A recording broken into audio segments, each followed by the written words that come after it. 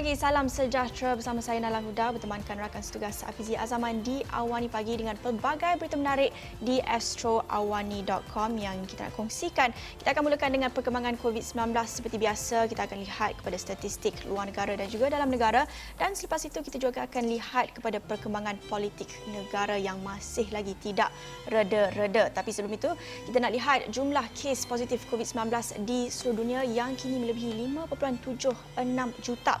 Kalau kita lihat data Johns Hopkins University, dalam tempoh 24 jam sahaja terdapat pertambahan 110,000 kes. Amerika Syarikat satu-satunya negara yang mempunyai kes melebihi 1 juta dengan jumlah kumulatif adalah 1.71 juta. Dan Brazil hari ini mempunyai angka jangkitan melepasi 400,000, manakala Rusia melepasi angka 300,000 kes. Tiga lagi negara mencatatkan angka positif COVID-19 melebihi 200,000 iaitu UK, Sepanyol dan Itali. 6 negara mempunyai angka jangkitan melepasi 100,000 ialah Perancis, Jerman, India, Turki, Iran dan Peru. Sementara itu, Chile hari ini mengikuti jejak Kanada apabila mempunyai angka jangkitan melepasi China dengan masing-masing mencatatkan 86 dan 89,000 kes. Negara lain dalam masa yang sama masih mempunyai angka kes pandemik itu bawah 84,000 termasuk China. Dan dalam berita itu, angka yang mengerikan iaitu angka korban akibat COVID-19 ini di seluruh dunia terus meningkat dengan kenaikan 5,000 kes dalam masa 24 jam. Dengan kumulatif kematian akibat pandemik itu melepasi 358,000 kes. Dan data daripada Johns Hopkins University yang anda saksikan sekarang, Amerika Syarikat mempunyai angka kematian melepasi 100,000 kes. UK dan Itali berada di kedudukan kedua dan juga ketiga dengan masing-masing catat 37,000 dan 33,000 kes.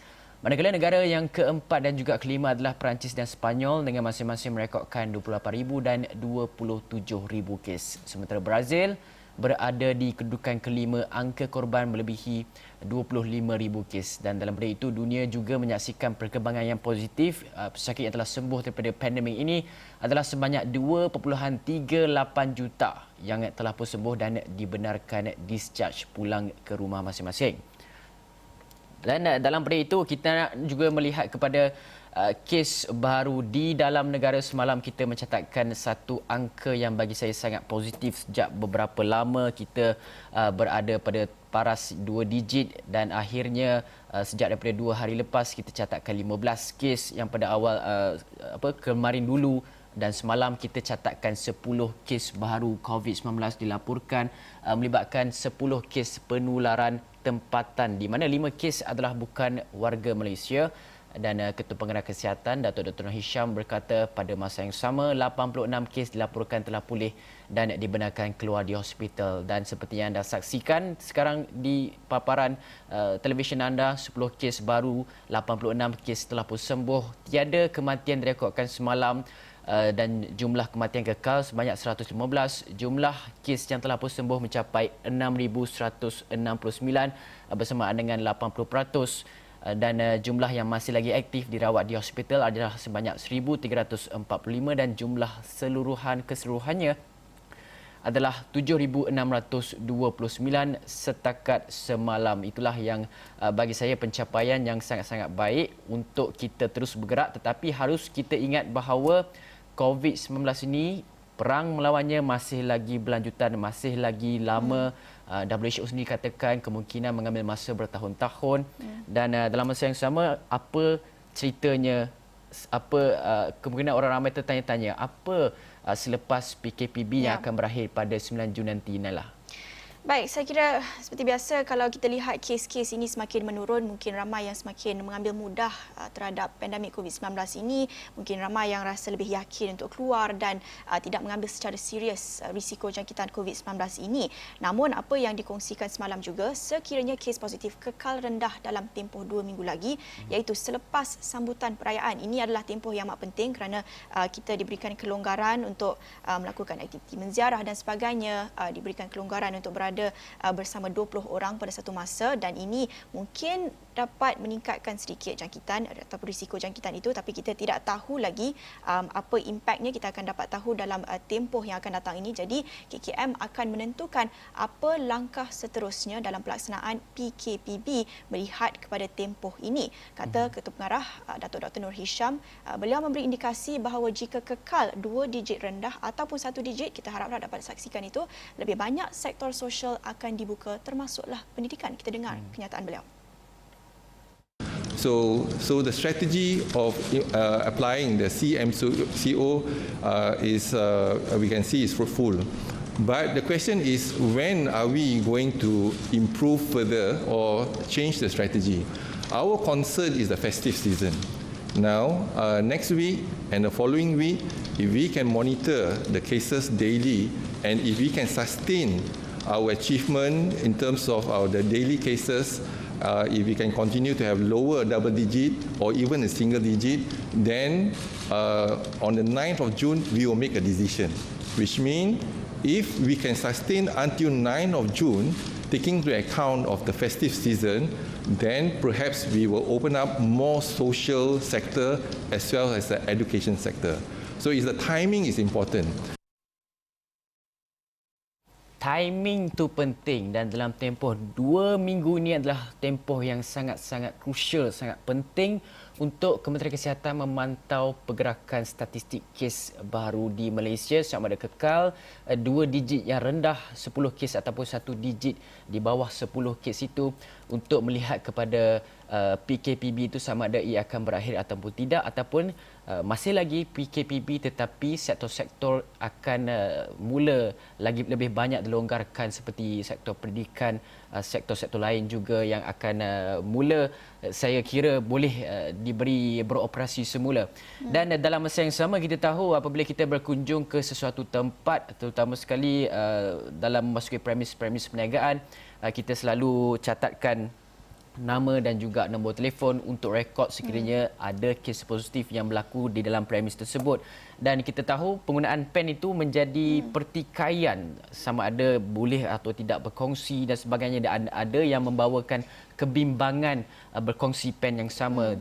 Takut kalau COVID-19 punya virus itu terlekat di pen ke, sebab kita juga ada tengok report-report daripada luar negara yang berapa lama virus itu boleh bertahan di sesuatu permukaan itu. Dan semalam Ketua Pengarah Kesihatan Datuk Dr. Nur Hisham nasihatkan orang ramai untuk bawa pen sendiri jika sesuatu tempat itu tidak mempunyai aplikasi pengesanan kontak. Dan Ketua Pengarah Kesihatan katanya mereka juga boleh mensanitasikan tangan dan pen sebelum mengisi borang butiran diri sekiranya pen tersebut digunakan oleh orang ramai. Ini adalah perkara yang bagi saya agak penting untuk kita faham, kerana kalau kata diri sendiri pun setengah saya tengok ada yang pakai topeng muka, ada yang tak pakai topeng muka walaupun dia tidak diwajibkan, tapi ialah orang ramai nak ambil langkah berjaga-jagalah untuk keselamatan diri dan sebagainya. Kita berkongsi pen dengan orang lain yang kita tidak tahu sama ada carrier virus COVID-19 ataupun tidak, itu adalah perkara, dan kita harapkan nasihat daripada Pengarah Kesihatan Datuk Dr. Nur Hisham ini dapat kita adaptasi dalam kita cuba untuk pelajari normal-normal baharu ini. Bawa pen sendiri kalau nak keluar rumah selepas ini supaya kita dapat kurangkan risiko COVID-19 itu. Okey, dalam masa yang sama, bukanlah semalam, sebenarnya daripada 2 hari lepas lagi ada 2 perkembangan politik yang berlaku yang kita nak bawakan kepada anda, iaitu satunya apa cerita Nailah sebagai Nailah lah. Baik, kita nak pergi ke cerita politik pula Hafizi, dan apa yang kita dapat saksikan semalam, bekas Perdana Menteri Tun Dr. Mahathir Mohamad digugurkan keahlian dari Parti Pribumi Bersatu Malaysia Bersatu berkuat kuasa serta-merta. Dan selain Tun Mahathir, turut digugurkan keahlian juga ialah Datuk Seri Mukhlis Mahathir, Datuk Amiruddin Hamzah, Mazli Malik dan Syed Saddiq Syed Abdul Rahman.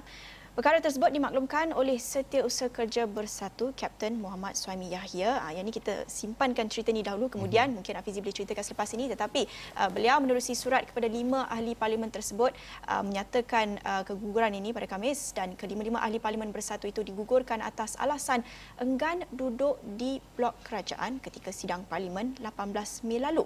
Muhammad Suhaimi memaklumkan 5 ahli parlimen itu digugurkan menurut fasal 10 10.22 dan 10.23 Perlembagaan Bersatu. Hafizi.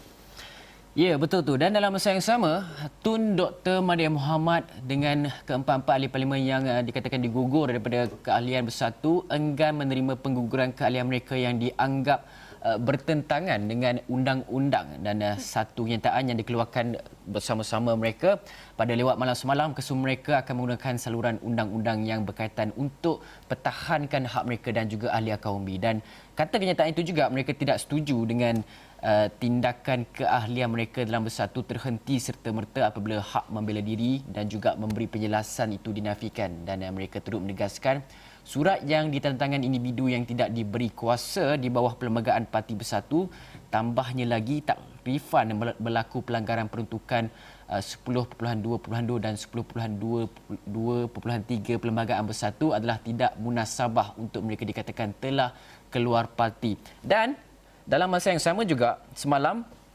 disebabkan krisis ini berlaku, Setiausaha Agung Bersatu yang jawatannya ketika ini dipertikaikan, iaitu Marzuki Yahya, memecat Setiausaha Kerja Parti itu Muhammad Suhaimi Yahya yang menghantar surat kepada pengguguran lima ahli Bersatu itu. Dan tindakan itu dibuat selepas Suhaimi mengutuskan surat kepada pemimpin Bersatu termasuk Dr. Mahathir sendiri dan memaklumkan keahlian mereka terhenti serta-merta. Dan dalam surat yang dihantar oleh Marzuki yang sempat dilihat oleh sebuah portal berita, katanya Suhaimi dipecat serta-merta kerana pelanggaran etika kerja dan juga Perlembagaan Bersatu. Dan menurutnya Suhaimi telah membuat keputusan berhubung pentadbiran parti dan mengeluarkan surat pemecatan keahlian tanpa pengetahuan dan tidak merujuk kepada beliau, Marzuki, terlebih dahulu selaku Ketua Pentadbiran Ibu Pejabat Parti dan Setiausaha Agung Parti yang sah. Jadi sekarang ini dalam kem Bersatu ni ada 5 orang yang telah pun digugurkan dan masing-masing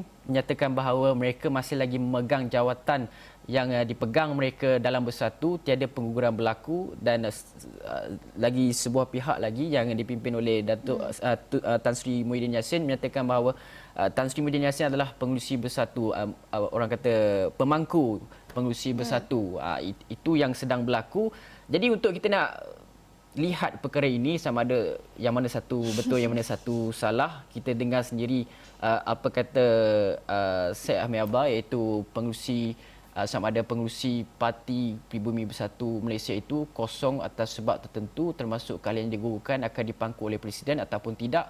Pengerusi Jawatan Kuasa Pemilihan Bersatu JPP Bersatu Tan Sri Syed Ahmed Abbar jelaskan tempoh pencalonan pemilihan Bersatu telah ditutup, maka tiada pencalonan baru akan dibuka. Kita dengar apa kata beliau.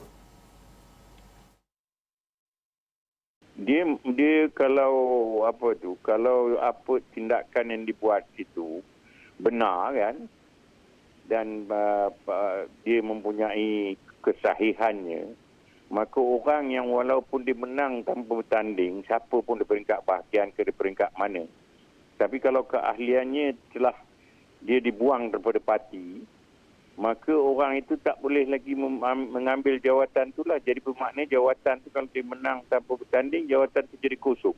Orang kena pangku.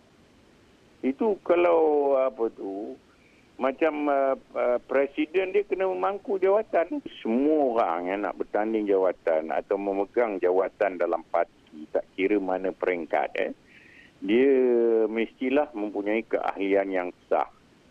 Dan masa sama ada masa dia bertanding atau selepas dia bertanding, dia sama ada cabaran atau tidak, mesti keahliannya masih sah lagi.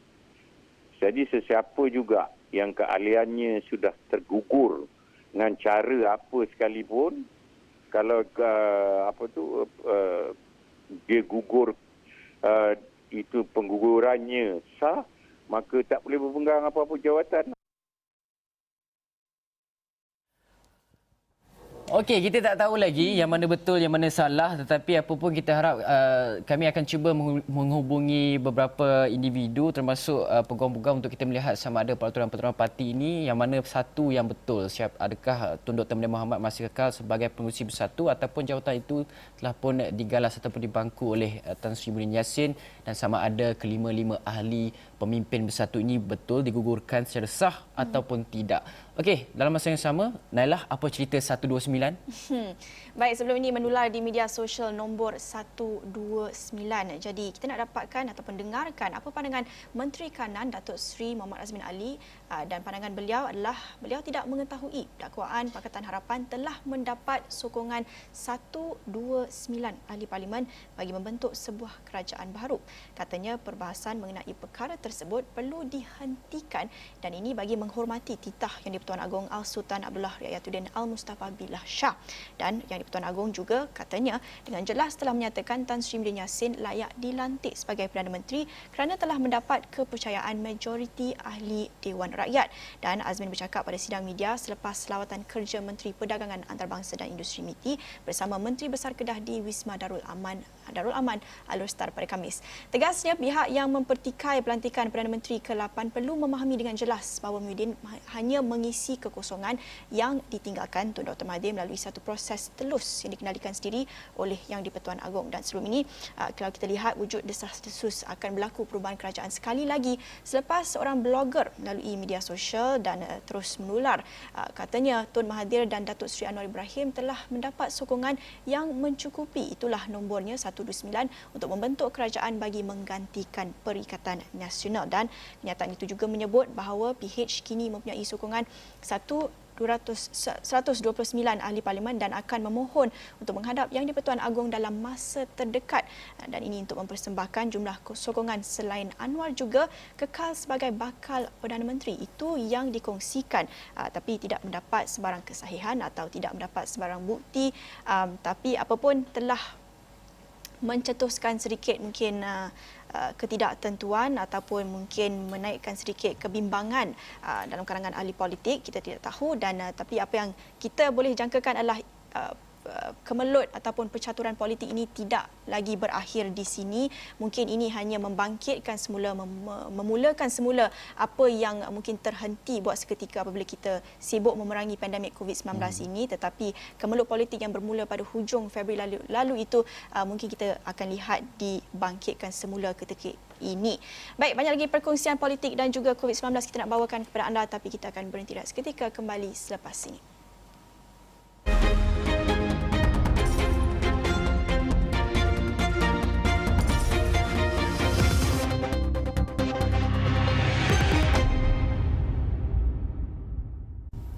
Baiklah, buat kaum Adam sudah pasti tertanya-tanya bilakah solat Jumaat akan dimulakan semula. Kita boleh pergi ke masjid setiap hari Jumaat, lepas tu berlakunya curi selipar dan sebagainya. Okey, baiklah, hari ini di negeri Melaka selepas 10 minggu ditangguhkan akibat daripada perintah kawalan pergerakan PKP sejak daripada 18 Mac lalu, semua masjid kini dalam persiapan akhir menerima jemaah yang menunaikan solat Jumaat dan tinjauan di Masjid Tun Said Ahmad Al-Haj Bukit Beruang mendapati petugas masjid sedang sibuk bersihkan ruang masjid selain membuat tanda penjarakan sosial di ruangan solat. Dan kata Imam Masjid berkenaan, Muhammad Rasidi, persiapan akhir membuka kembali masjid berkenaan untuk solat Jumaat dibuat dengan pematuhan terhadap SOP yang ditetapkan Jabatan Agama Islam Melaka JAIM dan Kementerian Kesihatan KKM.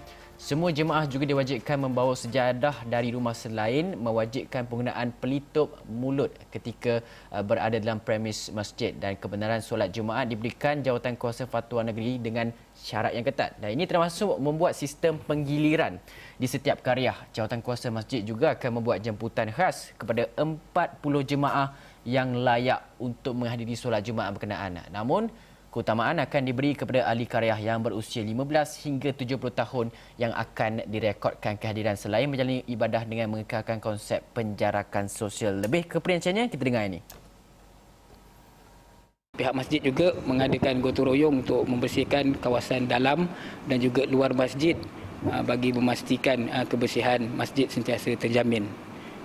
Dan selain daripada itu, di dalam masjid juga kami telah menetapkan kedudukan para jemaah yang dijangka seramai 44 orang untuk hadir menunaikan solat Jumaat dengan penjarakan dan kemudian apa yang telah digariskan.